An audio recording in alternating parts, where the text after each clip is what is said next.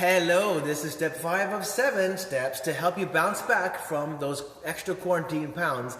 And if you've been like so many of us, emotionally eating and avoiding exercise, follow through with all these steps and get you into the best body that you ever have had. And this is step 5 called control your diet. If you consistently eat the wrong food or not enough food or the wrong portion sizes, then your health improvement efforts will all be in vain. To put it bluntly, you need to stop eating junk food. You need to stop abusing your body. Processed foods, refined sugar, and high fructose corn syrup do not belong in your diet if you want to be in great shape. So cut these things out of your diet, replace them with real whole foods like lean meats, vegetables, whole grains, nuts, and fruits. Avoid processed foods.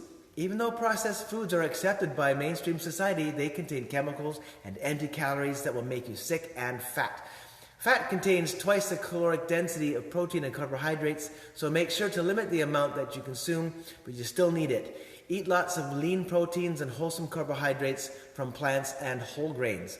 Vegetables, whole grains, fruits, nuts, and seeds are filled with fiber and antioxidants, which are vital for healthy weight loss. Snack on these instead of packaged stuff, right?